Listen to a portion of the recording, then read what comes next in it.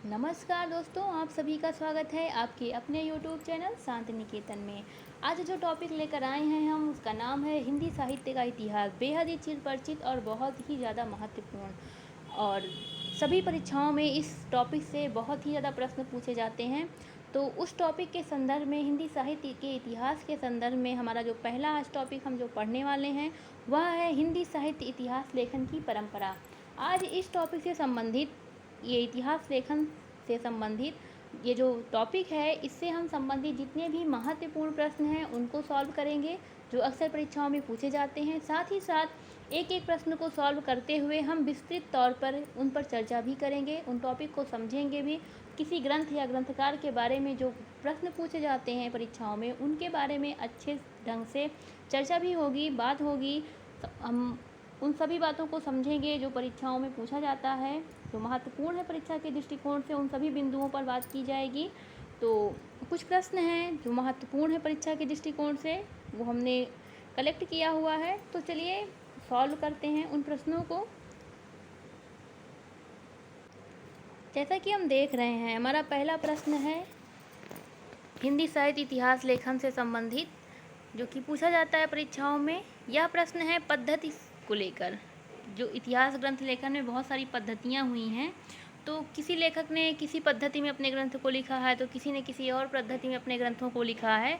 तो उसी से संबंधित यह प्रश्न है कि हिंदी में साहित्य इतिहास लेखन की सर्वाधिक लोकप्रिय पद्धति कौन सी रही है। यह प्रश्न है, हिंदी में साहित्य इतिहास लेखन की सर्वाधिक लोकप्रिय पद्धति कौन सी रही है। हमारे ऑप्शन हैं वर्णानुक्रमी पद्धति, विधेयवादी पद्धति, वैज्ञानिक पद्धति या फिर कालानुक्रमी पद्धति। तो जैसा कि हम सभी जानते हैं कि हमारे हिंदी साहित्य के इतिहास लेखन में, हिंदी साहित्य का जो इतिहास है, अगर देखें तो सबसे प्रसिद्ध चिरपरिचित जो इतिहास ग्रंथ है वह रहा है हमारे शुक्ल जी का। और शुक्ल जी ने कौन सी पद्धति में लिखा हुआ है, तो हम सभी को पता है शुक्ल जी ने विधेयवादी पद्धति में, यानी कि थोड़ा थोड़ा वैज्ञानिक भी है, बट सबसे ज़्यादा विधेयवादी पद्धति में उनके ग्रंथों उन्होंने अपने ग्रंथों को लिखा हुआ है। तो जो लोकप्रिय रही है, सर्वाधिक लोकप्रिय पद्धति रही है, वह हमारी रही है विधेयवादी पद्धति। तो इस प्रश्न का जो सही विकल्प होगा वह है विकल्प बी, विधेयवादी पद्धति। कुछ पद्धतियाँ हैं, ये हैं कुछ पद्धति, हिंदी साहित्य इतिहास लेखन की पद्धतियाँ हैं कुछ, उन्हें हम समझ लेते हैं। ये जो पद्धति है, पहली पद्धति जो हमने देखा था वर्णानुक्रमी पद्धति है, वो क्या होती है। वर्णानुक्रमी पद्धति, इस पद्धति में रचनाकारों का जो परिचय है वह वर्णमाला के अक्षर क्रम के अनुसार, वर्णमाला जो है, जो अक्षर क्रम है, उसके आधार पर किया जाता है। रचनाकारों का जो परिचय है उसके आधार पर दिया जाता है। जैसे गारसा दा तासी और मौलवी करीमुद्दीन एवं शिव सिंह सेंगर ने, इन तीन लोगों ने, ध्यान रखिए, गारसा दी तासी, मौलवी करीमुद्दीन और शिव सिंह सेंगर ने अपने इतिहास ग्रंथ में इसी वर्णानुक्रमी पद्धति का ही प्रयोग किया हुआ है। इस पद्धति में, जैसे उदाहरण के लिए अगर हम इसको समझना चाहें कि जैसे कोई रचनाकार है, उसके नाम का पहला वर्ण जो है उसी के क्रम के आधार पर सभी को रखा जाएगा। जैसे अब तुलसीदास हैं, चिंतामणि हैं, केदारनाथ हैं, भले ही इनका टाइम अलग अलग है, लेकिन इनका क्रम ऐसे रहेगा, केदारनाथ सिंह, चिंतामणि, तुलसीदास। जबकि समय के अगर दृष्टिकोण से देखा जाए तो इसमें हेर फेर हो रहा है, लेकिन इसमें वर्णानुक्रम के आधार पर रखा जाएगा। जिसके नाम का पहला अक्षर पहले आएगा उसे पहले रखा जाएगा, जिसका बाद में आएगा उसे बाद में रखा जाएगा। इसे ऐतिहासिक दृष्टि से असंगत भी माना गया है इस पद्धति को, क्योंकि यह इतिहास लेखन नहीं बल्कि शब्दकोश लेखन की तरह लगता है। और अगर देखा जाए तो इसमें अपेक्षित सूचनाओं का अभाव भी पाया जाता है। इस पद्धति से निर्मित जो ग्रंथ हैं, जो पुस्तकें हैं, उन्हें अधिकतर साहित्यकार कोश की उपाधि भी दी गई है। तो तीन जो इतिहासकार हैं, गारसा दा तासी, मौलवी करीमुद्दीन और शिव सिंह सेंगर, उन्होंने अपने इतिहास ग्रंथ में इसी वर्णानुक्रमी पद्धति का प्रयोग किया हुआ है। दूसरी जो हमारी पद्धति है वो है कालानुक्रमी पद्धति। यह पद्धति जो है, इस पद्धति में लिखे गए जो इतिहास ग्रंथ हैं, उनके जो रचनाकार हैं, उनको ऐतिहासिक दृष्टि से देखा जाता है, उनके काल या समय के हिसाब से उनको देखा जाता है, या जन्म तिथि कह सकते हैं कि उन रचनाकारों की जन्म तिथि को भी आधार बनाया जाता है।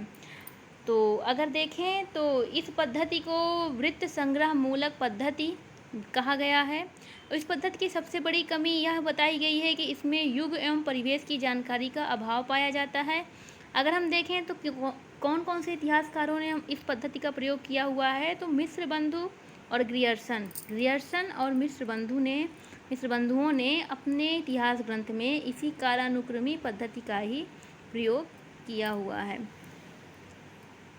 अपनी इस पद्धति में दोष की वजह से इसे कविवृत्त संग्रह कहा गया है। इस पद्धति के द्वारा जो ग्रंथ लिखे गए हैं उन्हें कविवृत्त संग्रह नाम दिया गया है। अगली जो हमारी पद्धति है उसका नाम है विधेयवादी या समाजवादी पद्धति। विधेयवादी या समाजवादी पद्धति। तो इस पद्धति का जनक, सबसे पहले तो हम इसको देख लेते हैं कि ये जो इस पद्धति के जो जनक हैं वो तेन माने जाते हैं। इपालित तेन को फ्रेंच विद्वान थे ये, इनको माना जाता है। इन्होंने सुव्यवस्थित सिद्धांत के रूप में इसको स्थापित किया था। और इस पद्धति में भौतिक विज्ञान में वर्णित कार्य एवं कारण को आधार बनाया गया है। इन्होंने 3 शब्दों के माध्यम से इसको स्पष्ट किया था: जाति, वातावरण और क्षण विशेष। इस पद्धति के थोड़ा समझ लेते हैं। इस पद्धति के हिसाब से उनका मानना था कि किसी भी साहित्य के इतिहास को समझने के लिए उससे संबंधित जातीय परंपराओं, राष्ट्रीय एवं सामाजिक वातावरण एवं सामयिक परिस्थितियों का अध्ययन विश्लेषण आवश्यक है। मतलब विद्वान जो तेन थे उनका ये मानना है कि अगर हमें किसी साहित्य के इतिहास को समझना है तो उससे पहले हमें उसके सामाजिक वातावरण को, उसकी जातीय परंपराओं को समझना है। तो अगर हम देखें तो विश्व में तो इस विधेयवादी पद्धति के जो जनक हैं वो इपालित तेन माने जाते हैं। लेकिन अगर हम देखें हमारे इंडिया में, हमारे भारत में, हमारे हिंदी साहित्य में अगर इस पद्धति का कोई जनक है तो वह है हमारे आचार्य रामचंद्र शुक्ल, जिन्होंने इस पद्धति का प्रयोग किया और इस पद्धति को हमारे हिंदी साहित्य के इतिहास में स्थापित भी किया हुआ है। इनके बाद बल्कि रामस्वरूप चतुर्वेदी, बच्चन सिंह आदि ने भी इसका प्रयोग किया है। अगर हम देखें तो ये विधेयवादी जो पद्धति है इसका प्रयोग किस किस विद्वानों ने किया है, तो शुक्ल जी ने किया हुआ है। इसके साथ ही शुक्ल जी के अलावा रामविलास शर्मा ने भी इसको थोड़ा बहुत अपने इतिहास ग्रंथ में स्थान दिया है। साथ ही रामस्वरूप चतुर्वेदी और बच्चन सिंह ने भी इस पद्धति को आगे बढ़ाने में अपना सहयोग दिया हुआ है। तो ये तो विधेयवादी पद्धति हुई, समाजवादी पद्धति। एक और पद्धति है मार्क्सवादी पद्धति। मार्क्सवादी पद्धति मार्क्सवाद से ही निकल के आई है, जैसा कि हम सभी जानते हैं। मार्क्सवाद से निकल कर यह पद्धति आई और इस पद्धति में कार्ल मार्क्स के द्वंद्वात्मक भौतिकवाद को आधार बनाया गया है। जैसे उसमें द्वंद्वात्मक भौतिकवाद में जैसे वाद विवाद संवाद की परिकल्पना की गई, वैसे ही यहाँ पे भी वाद विवाद संवाद की परिकल्पना की गई है। इस पद्धति को आधार बनाकर रामविलास शर्मा ने, बच्चन सिंह ने, रांगे राघव, नामवर सिंह, शिवदान सिंह चौहान और शिव कुमार मिश्र ने भी अपने ग्रंथ में इसी पद्धति को आधार बनाया हुआ है। इसी पद्धति के आधार पर इन्होंने अपना लेखन कार्य किया हुआ है। तो मार्क्सवादी पद्धति में रामविलास शर्मा, नामवर सिंह, शिवदान सिंह चौहान, रांगे राघव, शिव कुमार मिश्र और बच्चन सिंह, इन सभी ने मार्क्सवादी पद्धति का प्रयोग किया है अपने इतिहास ग्रंथ को लिखने में। एक और पद्धति बचती है। टोटल 5 पद्धति हैं। 5 पद्धतियाँ हैं टोटल, और हमने 4 देख लिया है। ज़्यादा इम्पोर्टेंट नहीं है परीक्षा के दृष्टिकोण से, बस यही पूछता है कौन से विद्वानों ने कौन सी पद्धति का प्रयोग किया है अपने इतिहास ग्रंथ में।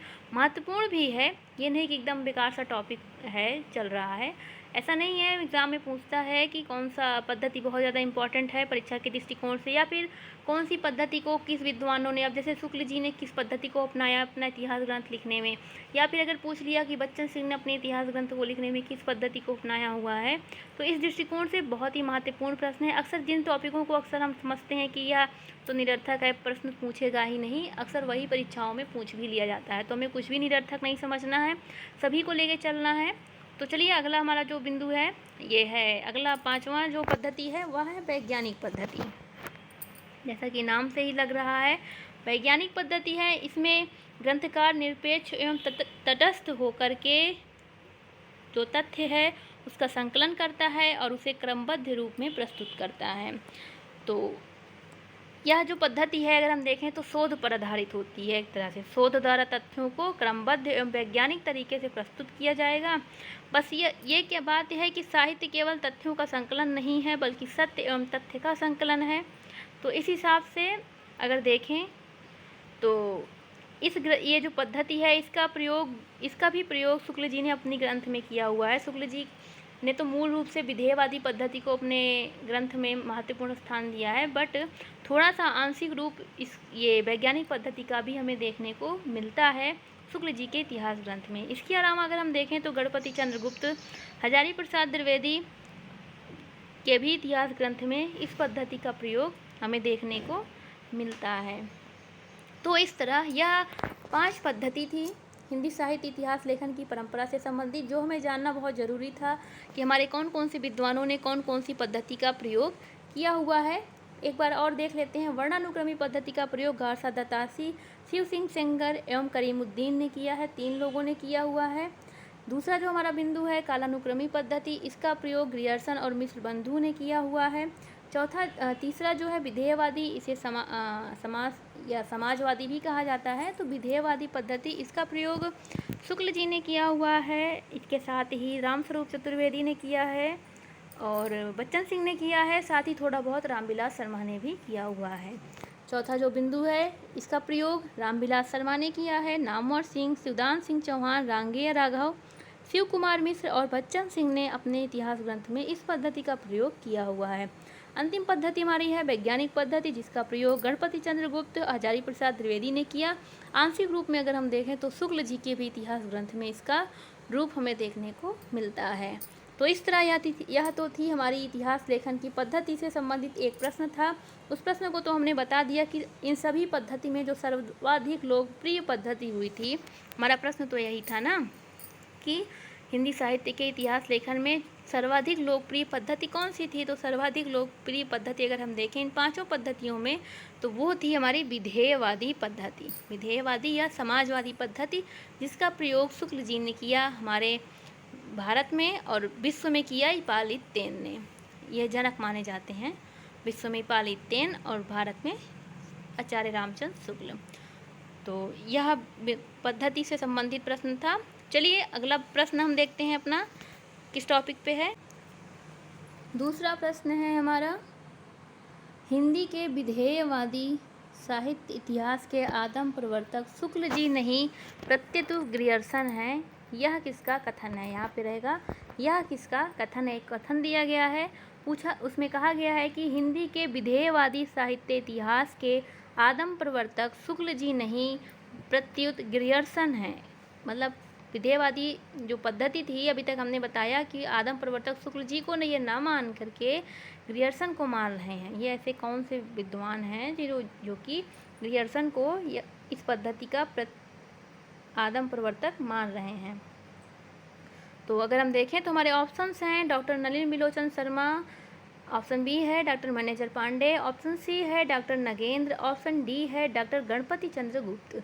तो अगर हम देखें तो हमारा जो सही विकल्प है वह है, सही विकल्प हमारा कौन सा है, हमारा सही विकल्प है विकल्प ए डॉक्टर नलिन बिलोचन शर्मा। डॉक्टर नलिन बिलोचन शर्मा का मानना है कि जो हिंदी का विधेयवादी साहित्य इतिहास है उसके आदम प्रवर्तक शुक्ल जी ना होकर के ग्रियर्सन हैं। तो यह तो उसी से संबंधित, इसमें और विस्तार की कोई ज़रूरत नहीं है, हमने यह पद्धति सारी समझा ही दी है आपको। तो चलिए अगला प्रश्न हम देखते हैं अपना। अगला प्रश्न है हमारा, 84 वैष्णव की वार्ता किसकी रचना है। अगला प्रश्न है हमारा, 84 वैष्णव की वार्ता किसकी रचना है। हमारे ऑप्शन हैं गोस्वामी तुलसीदास, ऑप्शन बी है नंददास, ऑप्शन सी है नाभादास, ऑप्शन डी है गोस्वामी गोकुलनाथ। तो इसमें पूछा गया है 84 वैष्णव की वार्ता के बारे में।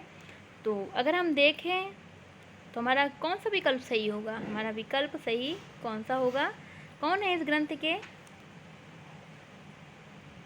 ये किसकी रचना है। तो यह रचना है गोस्वामी गोकुलनाथ की, विकल्प इसका डी सही है। गोस्वामी गोकुलनाथ की रचना है 84 वैष्णव की वार्ता। जैसा कि हम सभी जानते हैं हिंदी साहित्य का जो इतिहास था, थोड़ा सा इसको समझ लेते हैं। हिंदी साहित्य का जो इतिहास था वो अगर हम देखें तो इससे संबंधित जो ग्रंथ थे वो भक्ति काल से ही हमें मिलने लगे थे। जैसे गोकुलनाथ का 84 वैष्णव की वार्ता, 252 वैष्णव की वार्ता, नाभादास का जो ग्रंथ है भक्तमाल, इन सभी में हमें इतिहास ग्रंथ के थोड़े मोड़े लक्षण देखने को मिलते हैं। इसके साथ ही कालिदास हजारा, कविमाला, रत्नबानी, संतबानी, कविमाला, कालिदास हजारा, कविनामावली, सुंदरी तिलक, कवित्र रत्नाकर, ये सारे भी महत्वपूर्ण ग्रंथ हैं जो हमें, जिसमें हमें मतलब ये सारे भक्ति काल से संबंधित ग्रंथ हैं, भक्ति काल से ही मतलब देखने को मिलने लगा था हमें। और इन सभी ग्रंथों में भी फुटकर रूप में हमें इतिहास ग्रंथ के लक्षण देखने को मिलते हैं। तो ये सब अगर एक तरीके से देखे जाएँ तो शुक्ल जी के पूर्व इतिहास ग्रंथ के रूप में इनको बांटा गया है। तो इन ग्रंथों के माध्यम से हमें कवियों के बारे में जानकारी मिलती है, लेकिन इन्हें शुद्ध ऐतिहासिक ग्रंथ के रूप में इतिहास ग्रंथों की कोटि में नहीं रखा गया, क्योंकि जो विशेषताएं होनी चाहिए वो उनका इनमें अभाव पाया गया इन सभी ग्रंथों में। इसीलिए इन ग्रंथों को ऐतिहासिक ग्रंथों की कोटि में नहीं रखा गया, बस ये ऐसे फुटकर पड़े रहे, फुटकर हैं। तो यह था, मतलब ये तो मतलब वैसे नॉर्मल सी जानकारी थी, छोटी छोटी। तो और अगर हम देखें तो सही रूप में जो इतिहास लेखन का आरंभ हुआ था वो तो 19वीं शताब्दी में ही हुआ था हमारे गारसादी तासी के संदर्भ में। वो तो हम आगे उस पर चर्चा करेंगे ही। यह प्रश्न हमारा था 84 प्रश्न उनकी वार्ता से संबंध में, तो उसके रचनाकार हैं गोस्वामी गोकुल नाथ। अगला प्रश्न है हमारा, गारसादा तासी ने हिंदुस्तानी साहित्य का इतिहास किस भाषा में लिखा है? तो यह तो बहुत ही ज़्यादा महत्वपूर्ण टॉपिक है। इस गारसादी तासी के बारे में भी हम समझेंगे, गारसादी तासी का जो ग्रंथ है उसके भी संदर्भ में समझेंगे, क्योंकि इनसे संबंधित प्रश्न अक्सर परीक्षाओं में पूछे जाते हैं कि कब प्रकाशित हुआ, किस सन में प्रकाशित हुआ, किस भाषा में लिखा है, कितने कवियों को स्थान मिला, सब जितनी भी बातें हैं महत्वपूर्ण उन सभी के बारे में समझेंगे हम इस ग्रंथ से संबंध में। तो अभी तो पहले इसको देख लेते हैं कि गारसादा तासी हिंदुस्तानी साहित्य का इतिहास जो गारसादी तासी ने लिखा हुआ है। गारसादी तासी क्या थे? गारसादी तासी जो थे वो एक फ्रेंच विद्वान थे। इन्होंने अपना इतिहास ग्रंथ लिखा इस्तवार द ला लिटरेत्यूर एंदुई हिंदुस्तानी। इनके ग्रंथ का क्या नाम है? इस्तवार द ला लिटरेत्यूर एंदुई हिंदुस्तानी। और इसी ग्रंथ को लिख कर के इन्होंने हिंदी साहित्य इतिहास लेखन की परंपरा की शुरुआत की थी। तो अगर हम देखें तो हिंदी साहित्य इतिहास लेखन की परंपरा का शुरुआत जो हुआ 19वीं शताब्दी में, वो शुरुआत इन्होंने ही गारसादी तासी ने ही की है अपने इतिहास ग्रंथ को लिख करके। इन्होंने ये जो ग्रंथ लिखा है, इस ग्रंथ को प्रथम ऐतिहासिक ग्रंथ होने का गौरव प्राप्त हुआ है। यह ग्रंथ, हमारा प्रश्न क्या है, यह ग्रंथ किस भाषा में है, तो उस पर ही बात कर रहे हैं। यह ग्रंथ है फ्रेंच भाषा में। फ्रेंच भाषा में इस इतिहास ग्रंथ को लिखा गया और इसका जो प्रकाशन है वो 2 भागों में हुआ है। 2 भाग में इसका प्रकाशन किया गया। पहला भाग जो है उसका प्रकाशन 1839 ईस्वी में हुआ। दूसरा जो प्रकाशन था, दूसरा जो भाग था उसका प्रकाशन 1847 ईस्वी में हुआ। इसका दूसरा संस्करण भी आया 1871 ईस्वी में। इसमें जिसके 3 खंड बाद में कर दिए गए थे। और इसके साथ ही अगर हम देखें तो ये 1871 में जो इसका दूसरा संस्करण आया था उसका प्रकाशन पेरिस से किया गया था। कौन सी पद्धति का प्रयोग किया गया है तो हमने पहले ही पढ़ लिया है। वर्णानुक्रमी पद्धति का प्रयोग गारसादी तासी ने किया है इस ग्रंथ में। उन्होंने अपने इस इतिहास ग्रंथ में हिंदी और उर्दू के मिलाकर टोटल 738 कवियों का विवरण अपने अंग्रेजी वर्णक्रममाला के आधार पर दिया है। इन्होंने सिर्फ और सिर्फ 72 कवि हिंदी के रखे अपने इस ग्रंथ में, बाकी शेष अन्य भाषाओं के हैं। और इससे संबंध में और अगर हम देखें तो फ्रेंच भाषा में लिखा ही गया है, देख लिया है। एंदुई का अर्थ होता है हिंदवी और हिंदुस्तानी का हिंदुस्तानी, मतलब थोड़ा ये है अनुवाद कि एंदुई इस्तवार दला एंदुई हिंदुस्तानी, इस्तवार दला लिटरेत्यूर एंदुई हिंदुस्तानी इनके ग्रंथ का नाम है।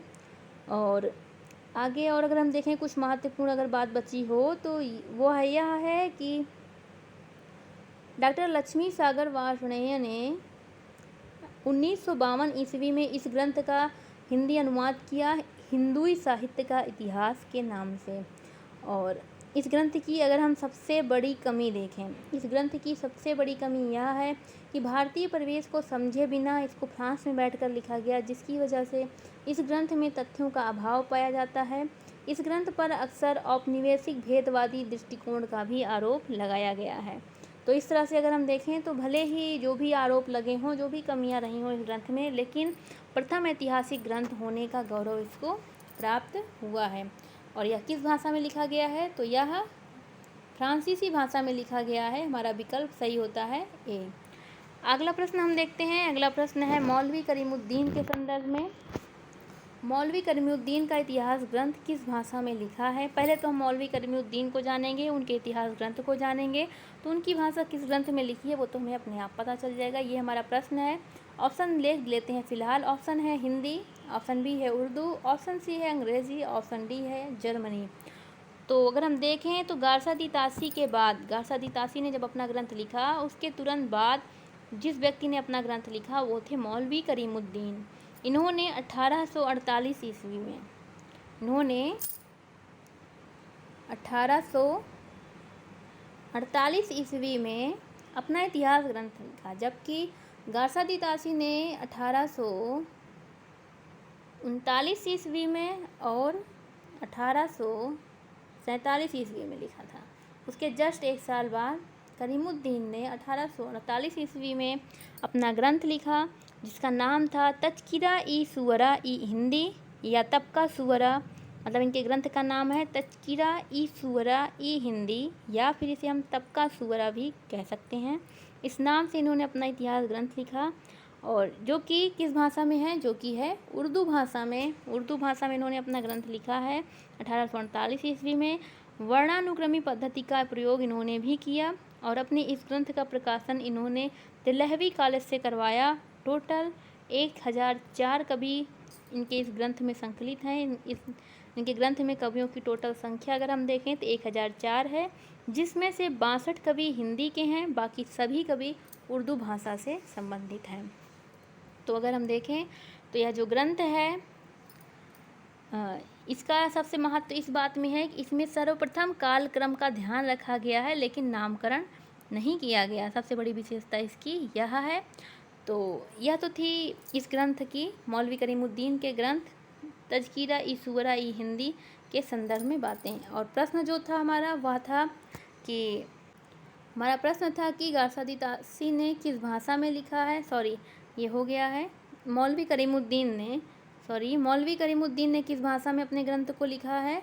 तो उन्होंने अपने ग्रंथ को लिखा हुआ है, उन्होंने अपने ग्रंथ को लिखा हुआ है उर्दू भाषा में। जैसा कि अभी हम सब ने देखा, उन्होंने अपने ग्रंथ को उर्दू भाषा में लिखा हुआ है। उर्दू भाषा में उन्होंने अपने ग्रंथ को लिखा है। अगला हमारा प्रश्न है भाषा काव्य संग्रह कब प्रकाशित हुआ? अगला प्रश्न है भाषा काव्य संग्रह कब प्रकाशित हुआ? हमारे विकल्प हैं 1873, विकल्प बी 1883, विकल्प सी 1888, विकल्प डी 1839। तो हमारा इसमें पूछा गया है भाषा काव्य संग्रह। तो सबसे पहले किसने लिखा? गारसादी तासी ने। दूसरे नंबर पे कौन थे? मौलवी करीमुद्दीन। तीसरे नंबर पे जिन्होंने का भाषा काव्य संग्रह जो कि इनका ग्रंथ है, किसने लिखा? यह ग्रंथ था महेश दत्त शुक्ल। यह ग्रंथ था महेश दत्त शुक्ल ने इस ग्रंथ को लिखा। तीसरे इतिहासकार थे, इन्होंने अपने ग्रंथ को लिखा भाषा काव्य संग्रह, और जो कि प्रकाशित हुआ 1873 ईस्वी में। विकल्प ए सही है। 1873 ईस्वी में महेश दत्त शुक्ल ने अपने इतिहास ग्रंथ भाषा काव्य संग्रह को प्रकाशित किया। यह हिंदी भाषा में लिखा गया प्रथम हिंदी साहित्य इतिहास से संबंधित ग्रंथ था। इसका प्रकाशन जो है वो नवल किशोर प्रेस लखनऊ से हुआ था। तो यह थोड़ी सी ही बातें हैं, बस इतना जानते रहें हम कि कभी कभी मान लो अचानक से पूछ लिया काव्य भाषा संग्रह, या फिर प्रश्नों में अक्सर ऐसे प्रश्न आने लगे हैं, कई सारे ग्रंथों को सीरियल वाइज क्रम वाइज लगाने को आता है। तो अगर उसमें बीच में भाषा काव्य संग्रह दे दिया तो हमें पता ही नहीं रहेगा कि ये कब लिखा गया। तो पता रहे कि कब गारसादी तासी के बाद, मौलवी करीमुद्दीन के बाद अगर किसी ने अपने ग्रंथ को लिखा है, किसी ग्रंथ का स्थान आता है तो वह था भाषा काव्य संग्रह महेश दत्त शुक्ल द्वारा लिखा हुआ। तो यह तो थी इस संदर्भ में बातें। आगे हम देखते हैं, आगे जो अगला प्रश्न है हमारा शिव सिंह सरोज के संदर्भ में है। शिव सिंह सरोज पूछा गया है, शिव सिंह सरोज का प्रकाशन कब हुआ? इस ग्रंथ में पूछा गया है, इस प्रश्न में पूछा गया है शिव सिंह सरोज का प्रकाशन कब हुआ? हमारे विकल्प हैं, पहला विकल्प है 1862, दूसरा विकल्प है 1870, तीसरा विकल्प है 1883, चौथा विकल्प है 1888। तो अगर हम देखें तो हमारा जो सही विकल्प है वह है 1883 ईस्वी। विकल्प सी सही है। 1883 ईस्वी में शिव सिंह सरोज का प्रकाशन हुआ। शिव सिंह सरोज को लिखा किसने? शिव सिंह सेंगर ने। शिव सिंह सेंगर द्वारा लिखा गया इतिहास ग्रंथ है, बेहद महत्वपूर्ण इतिहास ग्रंथ है। ये जितने सन हैं, सन को आप ज़रूर ध्यान में रखें, क्योंकि सन अक्सर परीक्षाओं में हमें कंफ्यूज करते हैं।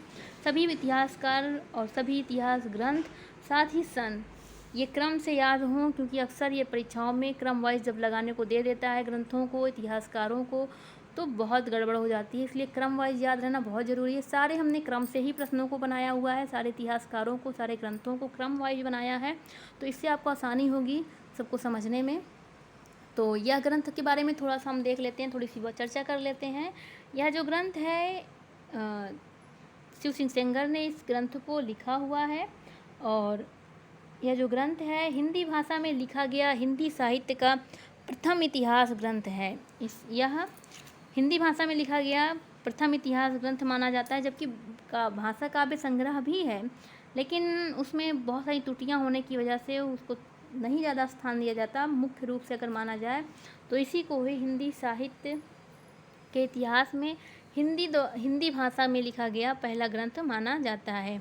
2 भागों में विभाजित है यह ग्रंथ, पूर्वार्ध और उत्तरार्ध। और पूर्वार्ध में अगर हम देखें तो कवियों की संख्या 838 है। उत्तरार्ध भाग में अगर हम देखें तो कवियों की संख्या है 1003, और इसमें 53 कवियों को महत्वपूर्ण या विद्यमान की संज्ञा दी गई है। इस ग्रंथ को प्रस्थान बिंदु की भी संज्ञा दी जाती है। इसका प्रकाशन अगर हम देखें तो नवल किशोर प्रेस से हुआ है। और सबसे बड़ी बात, इसमें किस पद्धति का प्रयोग किया गया है? तो इसमें कालानुक्रमी पद्धति का प्रयोग किया गया है। और सबसे इम्पॉर्टेंट बात और है कि इसमें काल विभाजन और नामकरण का प्रयास इस ग्रंथ में नहीं किया गया है। इस ग्रंथ में कोई कोशिश नहीं की गई है। यह ग्रंथ जो हमारा प्रश्न है, जैसा कि 1883 ईस्वी में इसका प्रकाशन नवल किशोर प्रेस लखनऊ से हुआ है। तो यह तो कुछ बातें थी, महत्वपूर्ण थी शिव सिंह सरोज के संदर्भ में, यह जो इतिहास ग्रंथ था। अगला प्रश्न हम देखते हैं। अगला प्रश्न है हमारा 8वां प्रश्न है, सर्वप्रथम भक्तिकाल को सर्वप्रथम भक्तिकाल को स्वर्णयुग किसने कहा? हमारा प्रश्न है, सर्वप्रथम भक्तिकाल को स्वर्णयुग किसने कहा? हमारे विकल्प हैं, विकल्प ए है मिश्र बंधुओं ने, विकल्प बी है शुक्ल जी ने, विकल्प सी है डॉक्टर राम कुमार वर्मा ने, विकल्प डी है शिव सिंह सेंगर ने। तो अगर हम देखें तो हमारा जो विकल्प सही है वह है, सही विकल्प जो है, हमारा जो सही विकल्प है वह है, तो हमारा विकल्प हम देख रहे थे, विकल्प ए है मिश्र बंधुओं ने, विकल्प बी है शुक्ल जी ने, विकल्प सी है डॉक्टर राम कुमार वर्मा ने, विकल्प डी है शिव सिंह सेंगर ने, और एक विकल्प और है इसमें, विकल्प ई जॉर्ज ग्रियर्सन ने। इसमें 5 विकल्प दिए गए हैं, थोड़ा मिसप्रिंट हो गया था, तो 5 विकल्प हैं इसमें। तो अगर हम देखें हमारा सही विकल्प जो है वह है, सही विकल्प है विकल्प ई जॉर्ज ग्रियर्सन ने। या जो ग्रंथ है इनका जो ग्रंथ है जॉर्ज ग्रियर्सन का the modern vernacular literature of northern Hindustan, इनके ग्रंथ का नाम है एक बार फिर से सुन लीजिए, the modern vernacular literature of northern Hindustan. इस ग्रंथ में जॉर्ज ग्रियर्सन ने सर्वप्रथम भक्ति काल को, जिसका समय 16वीं से 17वीं सदी इन्होंने माना, उसको इन्होंने स्वर्णयुग का नाम दिया है अपने इसी ग्रंथ में। इस ग्रंथ के बारे में थोड़ा सा समझ लेते हैं। इस ग्रंथ को, यह जो ग्रंथ है इस ग्रंथ को अंग्रेजी भाषा में लिखा हुआ है जॉर्ज ग्रियर्सन ने। इस ग्रंथ में कुल कवियों की संख्या 952 है। कालानुक्रमी पद्धति में लिखा गया यह ग्रंथ जो है उसे, इस ग्रंथ को जो कालानुक्रमी पद्धति में लिखा गया है यह ग्रंथ, इसे एशियाटिक सोसाइटी ऑफ बंगाल की पत्रिका के विशेषांक के रूप में प्रकाशित किया गया था 1888 ईस्वी में। और बहुत सारे विद्वानों ने इसे सही अर्थों में हिंदी साहित्य का पहला इतिहास ग्रंथ माना हुआ है।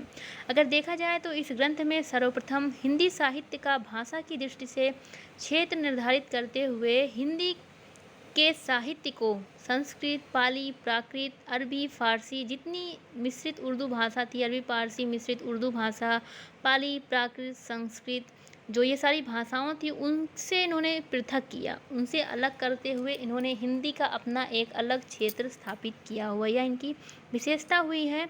इन्होंने पहली बार कवियों को कालक्रमानुसार वर्गीकृत करते हुए उनकी प्रवृत्तियों को भी उद्घाटित किया, यह भी बहुत महत्वपूर्ण बात है। और सर्वप्रथम, सबसे बड़ी बात, सर्वप्रथम काल विभाजन का प्रयास इन्होंने किया। काल विभाजन एवं नामकरण की शुरुआत पूछा जाता है कि सर्वप्रथम किस ग्रंथ से हुई, तो इन्हीं के ग्रंथ से, जॉर्ज ग्रियर्सन के ग्रंथ दी modern vernacular literature of northern Hindustan से मानी जाती है। इन्होंने कुल 11 अध्यायों में विभक्त किया हुआ है अपने इतिहास ग्रंथ को, और इन्होंने इसके साथ ही सर्वप्रथम तुलनात्मक पद्धति का प्रयोग किया अपने इस ग्रंथ में। और देखा जाए तो सच्चे अर्थों में इसे इतिहास ग्रंथ माना जाता है। और सबसे बड़ी बात यह है कि किशोरी लाल गुप्त ने इस ग्रंथ के संदर्भ में कहा है इनके बारे में कि हिंदी साहित्य के इतिहास में यह ग्रंथ नींव का वह पत्थर है जिस पर रामचंद्र शुक्ल ने अपना विशाल भवन निर्मित किया है। इसके साथ ही किशोरी लाल गुप्त ने इसे प्रथम इतिहास ग्रंथ की भी संज्ञा दी है। और जैसा कि हम अभी पहले एक प्रश्न में हमने देख चुका था, पहले के प्रश्न में, कि नलिन बिलोचन शर्मा ने इसमें कहा हुआ है कि हिंदी में विधेयवादी साहित्य के इतिहास के आदम प्रवर्तक जॉर्ज ग्रियर्सन है, ना कि आचार्य रामचंद्र शुक्ल। तो अगर हम देखें तो इनके ग्रंथ की सबसे बड़ी विशेषता तो यही रही है कि इन्होंने हिंदी साहित्य को भाषा के दृष्टिकोण से उसका क्षेत्र निर्धारित किया हुआ है। और काल विभाजन एवं नामकरण की शुरुआत इन्होंने की, 11 अध्यायों में अपने इतिहास ग्रंथों को विभक्त किया। यह सभी इनकी बहुत ही महत्वपूर्ण विशेषता रही है। किशोरी लाल गुप्त ने इसका अनुवाद, इनके इस ग्रंथ का अनुवाद करवाया हिंदी साहित्य का प्रथम इतिहास के नाम से 1857 ईस्वी में। तो यह बहुत ही महत्वपूर्ण बातें थी इस ग्रंथ के संदर्भ में। तो हम ऐसे एक एक प्रश्न को देखेंगे, उस प्रश्न से संबंधित, उस ग्रंथ से संबंधित, उस ग्रंथकार से संबंधित जो भी महत्वपूर्ण प्रश्न परीक्षा के दृष्टिकोण से हैं उन पर हम बात करेंगे। तो अभी तक हमने क्रम वाइज ही हम देख रहे हैं सारे ग्रंथों को, सारे ग्रंथकारों को क्रम वाइज ही हम देख रहे हैं। जैसे परीक्षाओं में पूछता है क्रम से लगाने को, वैसे ही हमने क्रम वाइज प्रश्नों को रखा हुआ है और क्रम वाइज हम प्रश्नों पर चर्चा भी कर रहे हैं। तो यह तो थी जॉर्ज ग्रियर्सन पर बात और उनके जो महत्वपूर्ण ग्रंथ है उस पर। अब अगला जो हमारा प्रश्न है वह है, हमारा जो अगला प्रश्न है वह है मिस्र बंधुओं में कौन नहीं है। अक्सर बहुत ही फेमस प्रश्न है, परीक्षाओं में पूछा जाता है। 3 मिस्र बंधु थे, मिस्र बंधुओं का 3 गुट, जो ये गुट था उसमें 3 व्यक्ति थे। 3 व्यक्तियों का नाम पूछा जाता है कि इनमें से कौन कौन थे, या फिर कभी कभी पूछा जाता है कि इनमें से कौन नहीं थे। तो हमारे विकल्प हैं, विकल्प ए सुखदेव बिहारी मिश्र, विकल्प बी कृष्ण बिहारी मिश्र, विकल्प सी श्याम बिहारी मिश्र, विकल्प डी गणेश बिहारी मिश्र। तो इन चारों में हमें पहचानना है कि ऐसे कौन से एक लोग थे जो इन 3 मिश्र बंधुओं में एक नहीं थे। तो हमारा जो विकल्प है, सही विकल्प अगर हम देखें तो हमारा जो सही विकल्प है वह है विकल्प बी कृष्ण बिहारी मिश्र। क्योंकि जो मिश्र बंधु 3 भाई थे, तीनों भाइयों में नाम है गणेश बिहारी मिश्र, श्याम बिहारी मिश्र, गणेश बिहारी मिश्र, श्याम बिहारी मिश्र और सुखदेव बिहारी मिश्र। ये जो कृष्ण बिहारी मिश्र हैं ये मिश्र बंधुओं के भाई नहीं थे। तो यह हमें ध्यान में रखना है। मिश्र बंधुओं ने अपना एक इतिहास ग्रंथ लिखा जिसका नाम था मिश्र बंधु विनोद। इनके इतिहास ग्रंथ का क्या नाम था? इनके इतिहास ग्रंथ का नाम है, इन्हीं के ही नाम पे है, मिश्र बंधु विनोद। और मिश्र बंधु विनोद इनका इतिहास ग्रंथ का नाम है। इन्होंने अपने इस इतिहास ग्रंथ के जो प्रथम 3 भाग थे, 4 भागों में प्रकाशित करवाया है। तो प्रथम जो 3 भाग थे उनको 1913 ईस्वी में, 1913 ईस्वी में, और जो चौथा भाग था उसको 1934 ईस्वी में, उसको 1934 ईस्वी में इन्होंने प्रकाशित कराया। प्रथम भाग जो था उसको, प्रथम 3 भागों को 1913 में, और जो चौथा भाग था उसको 1934 में, उसको 1934 34 ईस्वी में इन्होंने प्रकाशित कराया। इन्होंने मिश्र बंधु ने, अगर हम देखें तो इन्होंने 3 भाइयों ने मिलकर के जो ये इतिहास ग्रंथ लिखा था, इस इतिहास ग्रंथ में इन्होंने कालानुक्रमी पद्धति का प्रयोग किया हुआ है। और सबसे बड़ी बात, पहली बार रीतिकाल के महत्व को इन्होंने स्थापित किया और युगों का नामकरण कवियों के नाम के आधार पर इन्होंने किया हुआ है। शुक्ल जी ने इस ग्रंथ को, सबसे बड़ी बात यह है कि शुक्ल जी ने क्या कहा है इस ग्रंथ के संदर्भ में पूछा जाता है।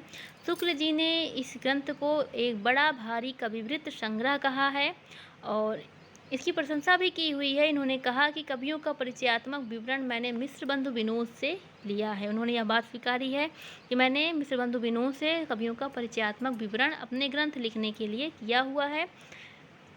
मिश्र बंधुओं ने अपने इस ग्रंथ में कवियों की टोटल संख्या जो है वो 4551 है इनके कवियों की संख्या।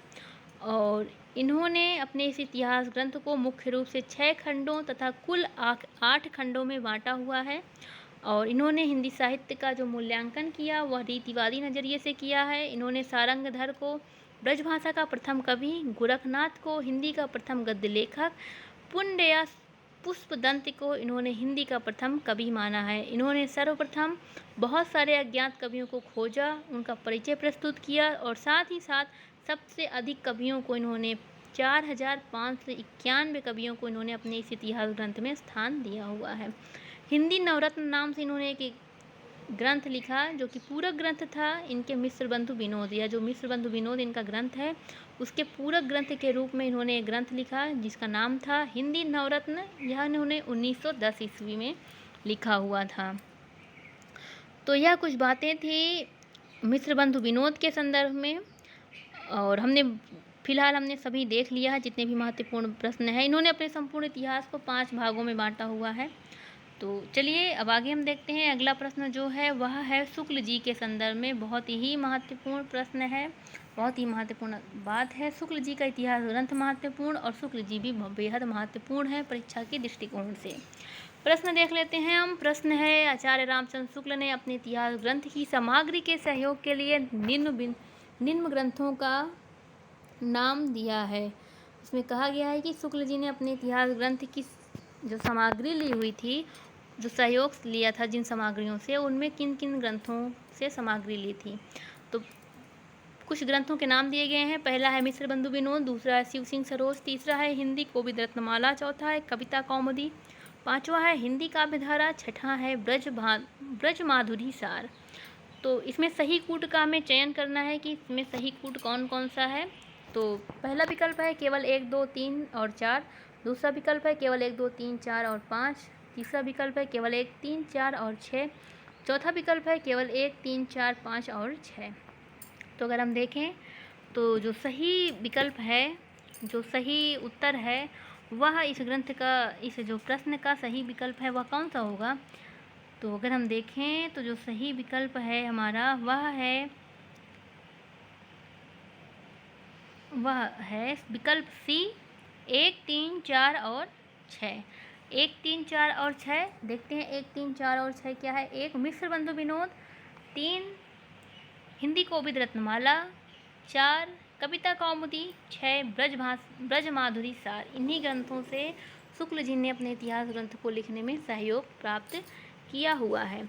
आगे देखते हैं शुक्ल जी के इतिहास ग्रंथ से संबंधित थोड़ी सी बात कर लेते हैं। शुक्ल जी पर थोड़ी सी बात कर लेते हैं। वैसे तो इनके ऊपर अपने आप में खुद ही एक इतिहास है, लेकिन थोड़ी सी चर्चा इनके इतिहास ग्रंथ से जो प्रश्न पूछा जाता है उस संदर्भ में करेंगे।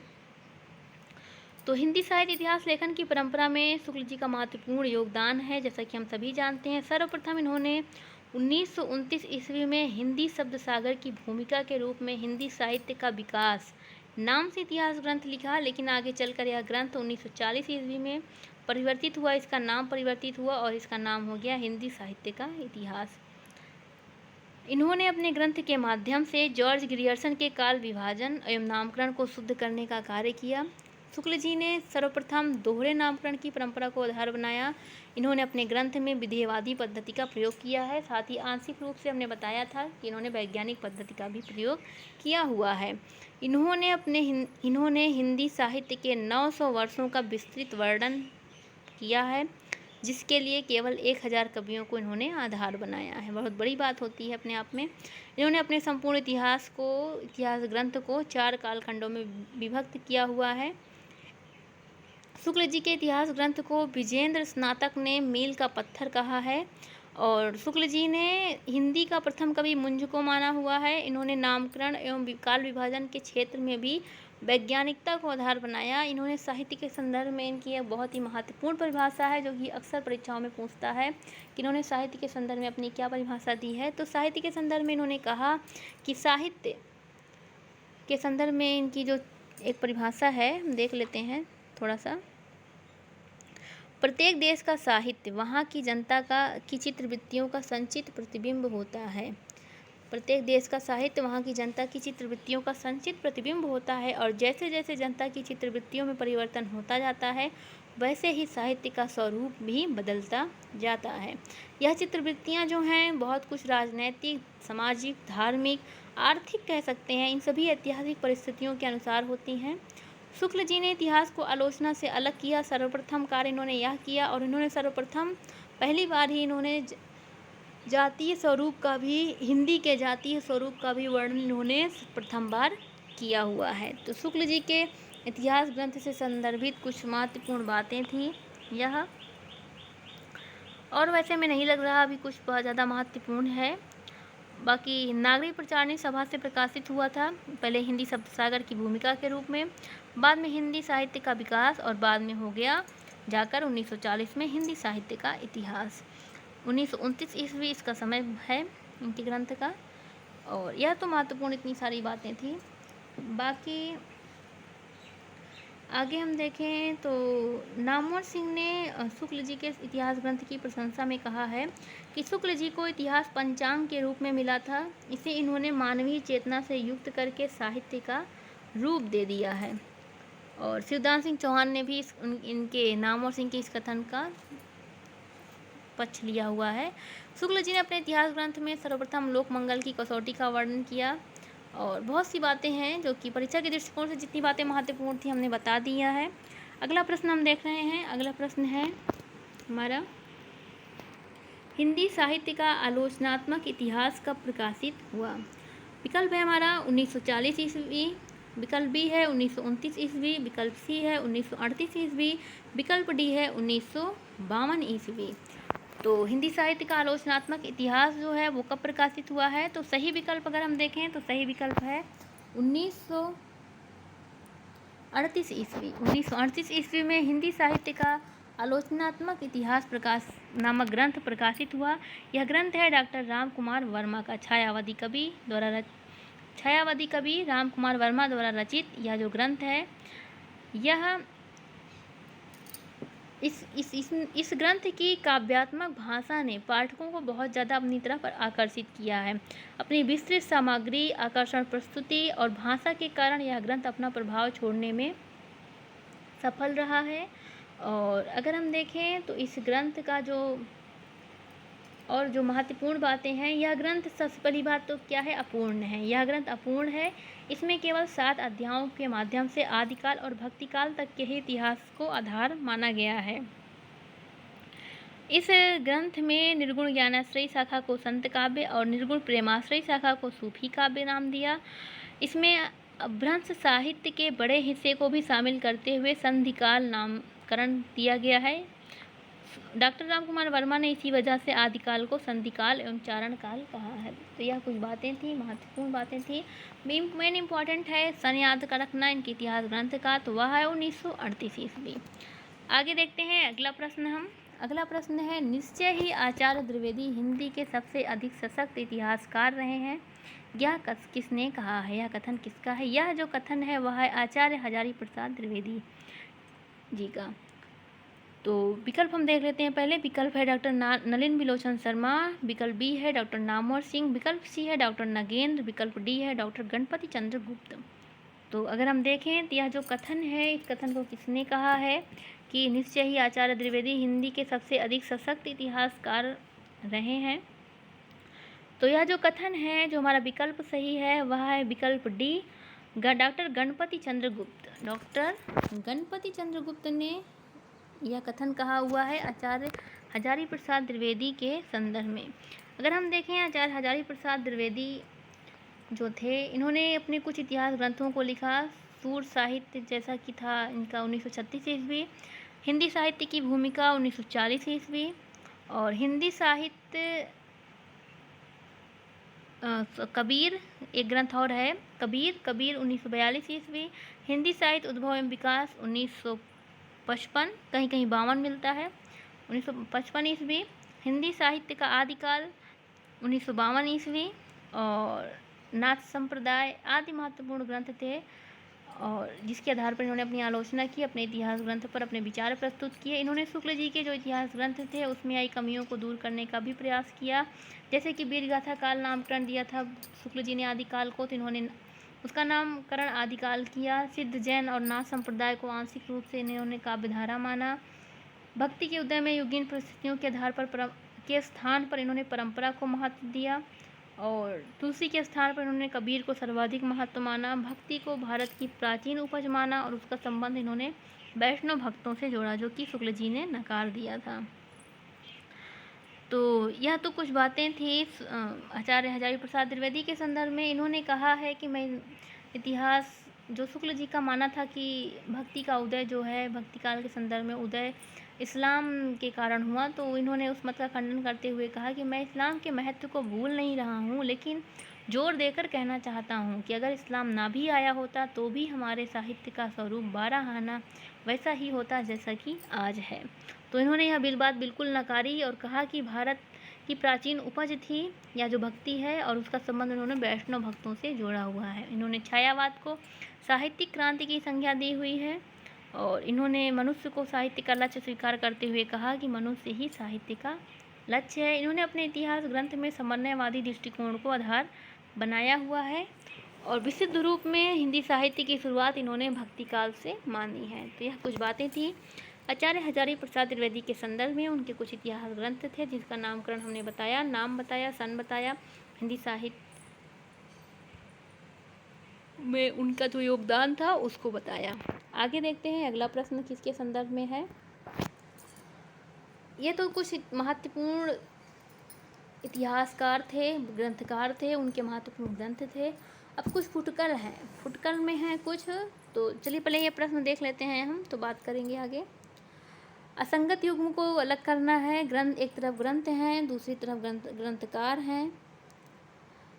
विकल्प पहला है भाषा काव्य संग्रह, और इसमें कवि का नाम दिया गया है श्याम सुंदर दास। विकल्प बी है आइस के छाप हिंदी लिटरेचर, भाषा ग्रंथकार का नाम है एडविन ग्रीव्स। विकल्प सी है हिस्ट्री ऑफ हिंदी लिटरेचर, ग्रंथकार का नाम है FEK। विकल्प डी है हिंदी साहित्य विमर्श, ग्रंथकार का नाम है पदुमलाल पुन्नालाल बख्शी। तो इसमें जो गलत है, असंगत युग्म है, उसे हमें अलग करना है। वह है पहला विकल्प हमारा भाषा काव्य संग्रह श्याम सुंदर दास। यह हमने पहले ही पढ़ा, महेश दत्त शुक्ल का है, ना कि श्याम सुंदर दास का। श्याम सुंदर दास का भी ग्रंथ है, इतिहास ग्रंथ है, हम देखेंगे। उसके पहले धीरेन्द्र वर्मा का एक ग्रंथ है, देख लेते हैं। धीरेन्द्र वर्मा का ग्रंथ है हिंदी साहित्य के नाम से है, और इन्होंने हिंदी साहित्य के नाम से इतिहास ग्रंथ लिखा। कुल 3 कालखंडों में इसको विभाजित किया है। तो धीरेन्द्र वर्मा का जो ग्रंथ है वो, और श्याम सुंदर दास जी का ग्रंथ है, इन्होंने सर्वप्रथम 1930 ईस्वी में हिंदी भाषा और साहित्य नाम से ग्रंथ लिखा। आगे चलकर साहित्य को अलग कर दिया और स्वतंत्र रूप में इन्होंने हिंदी साहित्य के नाम से अपना ग्रंथ प्रकाशित करवाया। और आगे हम देखें, अगर आगे हमारा जो प्रश्न है उसको देख लेते हैं। आगे कुछ और इतिहासकार हैं, जैसे गणपति चंद्र गुप्त थे। उन्होंने 1965 ईस्वी में हिंदी साहित्य का वैज्ञानिक इतिहास लिखा, 2 कालखंडों में विभाजित किया। प्रथम खंड का जो है वो 1184 से लेकर 1857 तक आदिकाल से रीतिकाल तक का इतिहास उसमें वर्णित है, और दूसरे में आधुनिक काल को आधार बनाया है इन्होंने 1857 से लेकर आगे तक का इतिहास वर्णित है। गणपति चंद्र गुप्त का इतिहास ग्रंथ जिसका नाम है हिंदी साहित्य का वैज्ञानिक इतिहास, समय है 1965 ईस्वी, ये याद रखिएगा आप।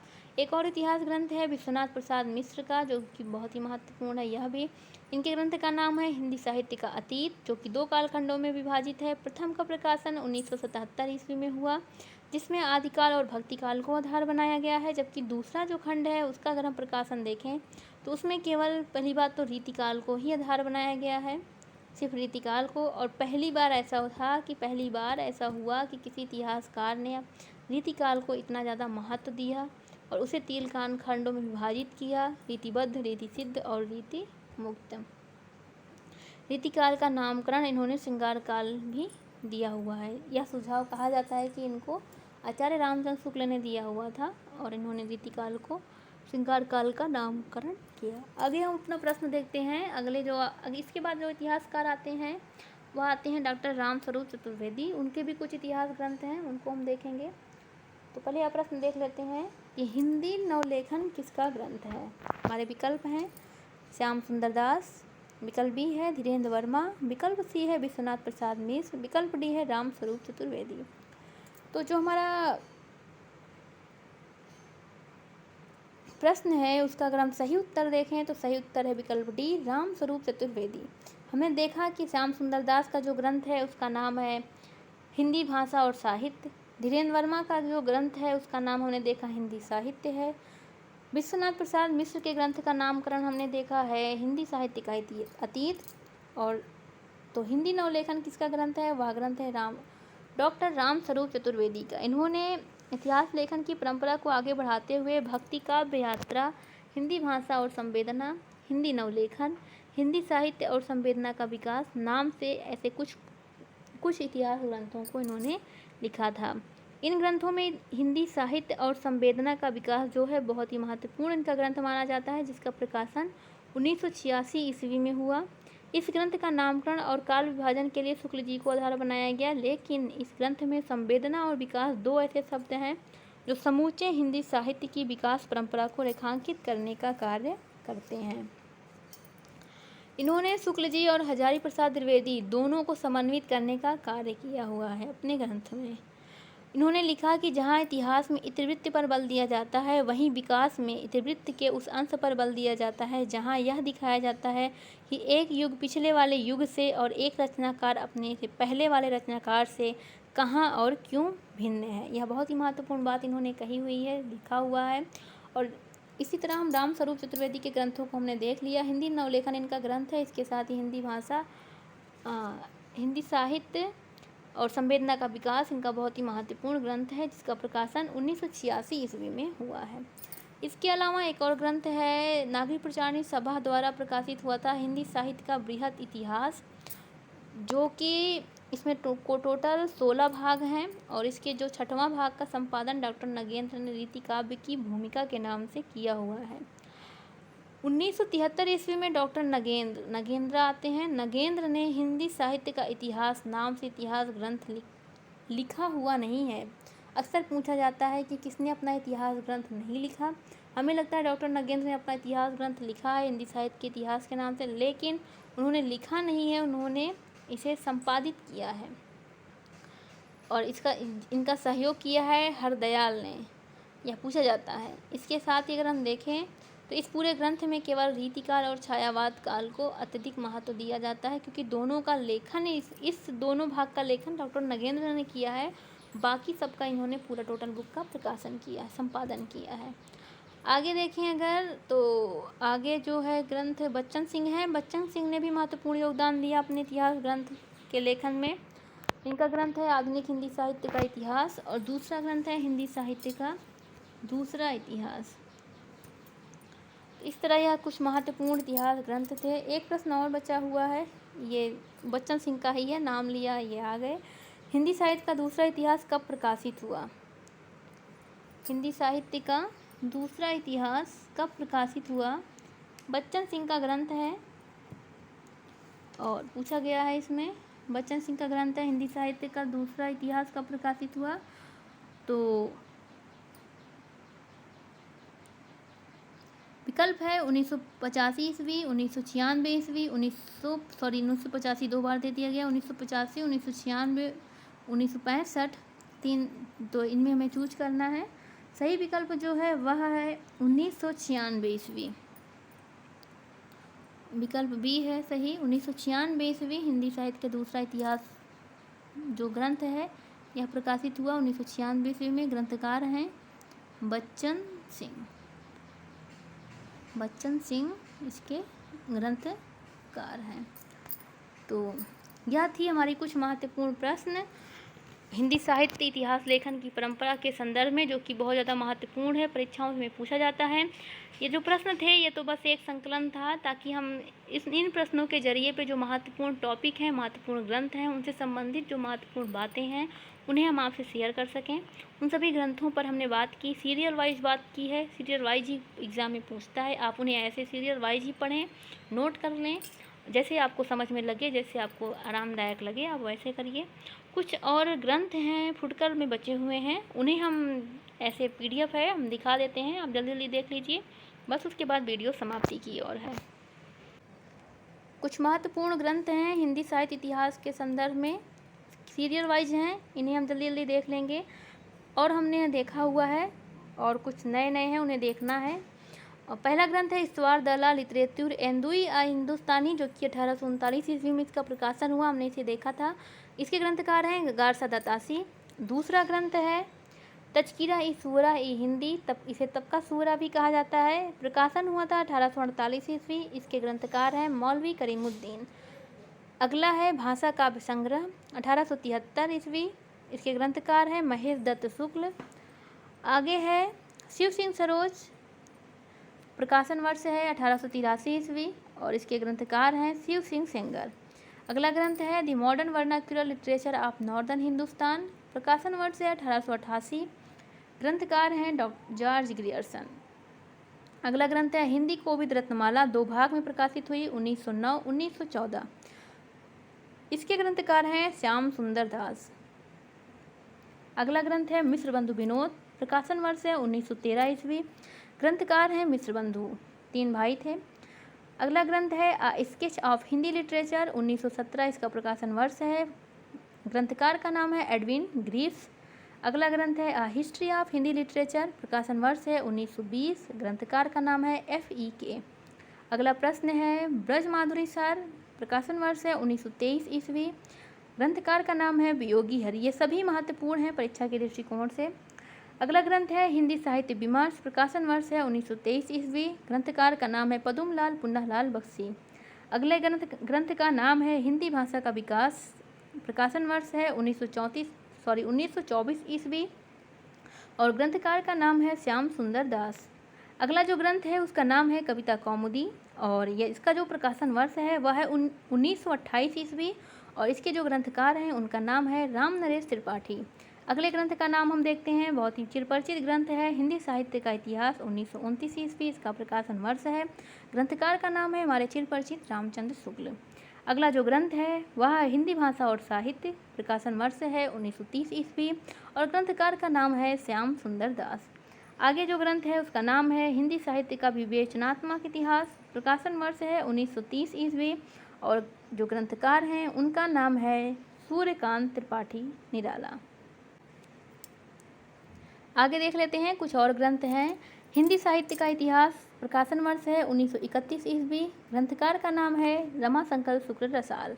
अगला ग्रंथ है हिंदी भाषा और साहित्य का विकास, प्रकाशन वर्ष है 1931 ईस्वी, ग्रंथकार का नाम है अयोध्या सिंह उपाध्याय हरिऔध। अगला ग्रंथ है हिंदी साहित्य 1933 ईस्वी, इसका प्रकाशन वर्ष है, इसके संपादक रहे हैं डॉक्टर धीरेन्द्र वर्मा, संपादक रहे हैं यह हमें ध्यान देना है। अगला ग्रंथ है आधुनिक हिंदी साहित्य का इतिहास, प्रकाशन वर्ष है 1934 ईस्वी और इसके ग्रंथकार हैं कृष्ण शंकर शुक्ल। अगला ग्रंथ है हिंदी साहित्य का आलोचनात्मक इतिहास, प्रकाशन वर्ष है 1938 ईस्वी, ग्रंथकार का नाम है डॉक्टर राम कुमार वर्मा। अगले ग्रंथ का नाम है मॉडर्न हिंदी लिटरेचर, प्रकाशन वर्ष है 1939 ईस्वी और ग्रंथकार का नाम है डॉक्टर इंद्रनाथ मदान। अगला जो ग्रंथ है उसका नाम है हिंदी साहित्य की भूमिका, प्रकाशन वर्ष है 1940 ईस्वी और इसके ग्रंथकार हैं चिरपरिचित हमारे हजारी प्रसाद द्विवेदी जी।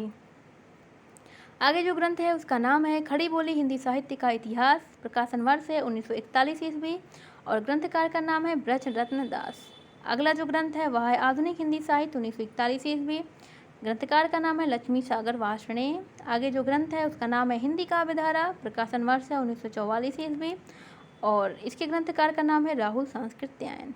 आगे जो ग्रंथ है उनका नाम है हिंदी वीर काव्य, प्रकाशन वर्ष 1945, ग्रंथकार का नाम डॉक्टर टीकम सिंह तोरम। अगला जो ग्रंथ है हिंदी साहित्य 20वीं शताब्दी, प्रकाशन वर्ष है 1945, महत्वपूर्ण ग्रंथकार का नाम है नंद दुलारे वाजपेयी। आगे जो ग्रंथ है उसका नाम है रीति काव्य की भूमिका, प्रकाशन वर्ष है 1949 और ग्रंथकार का नाम है डॉक्टर नगेंद्र। आगे जो ग्रंथ है उसका नाम है आधुनिक हिंदी साहित्य, प्रकाशन वर्ष है 1950 ईस्वी और ग्रंथकार का नाम है नंद दुलारे वाजपेयी। आगे जो ग्रंथ है उसका नाम है उत्तरी भारत की संत परंपरा, प्रकाशन वर्ष है 1951 और ग्रंथकार का नाम है परशुराम चतुर्वेदी। आगे जो ग्रंथ है उसका नाम है हिंदी साहित्य का आदिकाल, प्रकाशन वर्ष है 1952 ईस्वी और हमारे इसके ग्रंथकार हैं हजारी प्रसाद द्विवेदी। आगे जो ग्रंथ है हिंदी साहित्य उद्भव और विकास, प्रकाशन वर्ष है 1952, ग्रंथकार का नाम है हजारी प्रसाद द्विवेदी। हिंदी साहित्य का अतीत अगला ग्रंथ है, प्रकाशन वर्ष है 1960 और हमारे ग्रंथकार हैं विश्वनाथ प्रसाद मिश्र। आगे जो ग्रंथ है उसका नाम है हिंदी साहित्य का इतिहास दर्शन, प्रकाशन वर्ष है 1960 ईस्वी और ग्रंथकार का नाम है नलिन बिलोचन शर्मा। आगे जो ग्रंथ है उसका नाम है हिंदी साहित्य का बृहत इतिहास, 16 भागों में विभक्त है, प्रकाशन वर्ष है 1961 ईस्वी और यह जो प्रकाशित हुआ नागरिक प्रचारणी सभा से हुआ। तो यह भी कुछ महत्वपूर्ण थी। आगे कुछ और बचे हुए हैं, देख लेते हैं जल्दी जल्दी। हिंदी साहित्य का वैज्ञानिक इतिहास, प्रकाशन वर्ष है 1965 ईस्वी, ग्रंथकार का नाम है डॉक्टर गणपति चंद्र गुप्त। आगे जो ग्रंथ है दूसरा हिंदी साहित्य का इतिहास 1973 ईस्वी, इसके संपादक रहे डॉक्टर नगेंद्र, डॉक्टर हरदयाल। अगला ग्रंथ है आधुनिक हिंदी का आदिकाल, प्रकाशन वर्ष है 1973 ईस्वी, ग्रंथकार हैं नारायण चतुर्वेदी। अगला ग्रंथ है साहित्य एवं इतिहास दृष्टि 1981, इसका प्रकाशन वर्ष है, ग्रंथकार का नाम है मैनेजर पांडे। हिंदी साहित्य का सरल इतिहास अगला ग्रंथ है, प्रकाशन वर्ष है 1985 और ग्रंथकार का नाम है विश्वनाथ त्रिपाठी। अगले ग्रंथ का नाम है हिंदी साहित्य और संवेदना का विकास, प्रकाशन वर्ष है 1986 और ग्रंथकार का नाम है राम स्वरूप चतुर्वेदी। आगे जो ग्रंथ है इम्पॉर्टेंट है, नाम है हिंदी साहित्य का दूसरा इतिहास, प्रकाशन वर्ष है 1996, ग्रंथकार का नाम है बच्चन सिंह। आगे जो ग्रंथ है उसका नाम है हिंदी साहित्य का आधा इतिहास, ग्रंथ और प्रकाशन वर्ष है 2003 और ग्रंथकार का नाम है सुमन राजे। आगे जो ग्रंथ है उसका नाम है हिंदी साहित्य का मौखिक इतिहास, जो प्रकाशन वर्ष है वह है 2004, इसके संपादक रहे हैं नीलाभ। अगला जो ग्रंथ है उसका नाम है हिंदी साहित्य का ओझल नारी इतिहास और इसका जो प्रकाशन वर्ष है वह है 2012 और इसकी जो ग्रंथकार हैं वह है नीरजा माधव। तो इस तरह यह बहुत ही इसमें कुछ जो हैं ग्रंथ हैं जो बहुत ज़्यादा महत्वपूर्ण हैं परीक्षा के दृष्टिकोण से। सारे सीरियल वाइज हैं, अक्सर परीक्षाओं में सीरियल वाइज ही पूछता है, तो सब सीरियल वाइज हैं, आप इन्हें एक बार ध्यान से देख लें। आगे हम देखते हैं और कुछ। यह काल विभाजन और नामकरण है जो कि कुछ विद्वानों का है, जॉर्ज ग्रियर्सन का है और मिश्र बंधुओं का है, आचार्य शुक्ल का है, डॉक्टर रामकुमार वर्मा द्वारा है, हजारी प्रसाद द्विवेदी और डॉक्टर गणपति चंद्र गुप्त का। आप इन्हें स्क्रीनशॉट ले लें, सेव कर सकते हैं। तो इस पर हम बात नहीं करेंगे, इसे आप ऐसे देख के पढ़ सकते हैं। तो यह हिंदी साहित्य का काल विभाजन है, ये इसका दूसरा पार्ट है। डॉक्टर नगेंद्र का है यह विभाजन, डॉक्टर रामस्वरूप चतुर्वेदी का विभाजन है और डॉक्टर बच्चन सिंह का विभाजन है। तो इस तरह यह दोनों विभाजन हैं, आपने देख सकते हैं। तो हो गया, ये हमारा टॉपिक कंप्लीट हुआ। हिंदी साहित्य इतिहास लेखन का जो परंपरा था उससे संबंधित जो महत्वपूर्ण प्रश्न थे, जो महत्वपूर्ण बातें थी, ग्रंथ से संबंधित, ग्रंथकार से संबंधित, उन सभी पर हमने चर्चा कर ली है। तो यह जो वीडियो है आज यहीं तक, मिलते हैं अगले एक नए टॉपिक के साथ नए वीडियो में। तब तक के लिए धन्यवाद।